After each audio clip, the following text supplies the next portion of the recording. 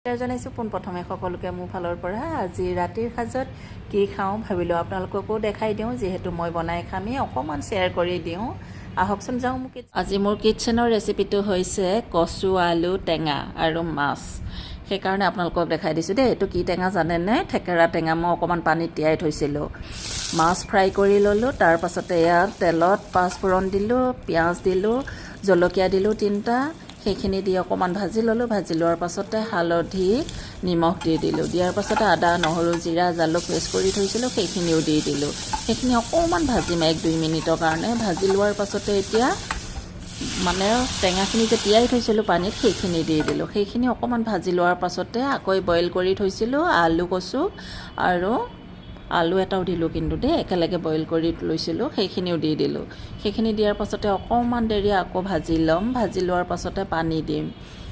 এয়া চাওকচোন মই কেনেকৈ বনাইছোঁ, তেনেকৈ আপোনালোকেও বনাই খাই চাবচোন। খাই কিন্তু বহুত ভাল লাগে, আৰু গৰমত টেঙা খালে বহুত ভাল লাগে, হয়নে? আপোনালোকে কোনে কোনে টেঙা খাই ভাল পায় জনাবচোন দেই। এতিয়া মাছ দি দিলোঁ। মাছ দিয়াৰ পাছতে উতল আহিব। উতল অহাৰ পাছতে মই অকণমান মান ধনিয়াও দি দিম। মান ধনিয়াও কাটি থৈ দিছোঁ। এয়া চাওকচোন, দেখি কিন্তু ৰংটো বহুত ভাল লাগিছে। আৰু বইল কৰি ল'লে সোনকালেও হৈ যায় দিয়কচোন। আপোনালোকে বইল কৰি ল'বও পাৰে, নল'বও পাৰে। এতিয়া মই মান ধনিয়া দি দিলোঁ। এনেকৈ উতল আহি গ'ল, মোৰ ৰেডি হৈ গ'ল। Bye bye.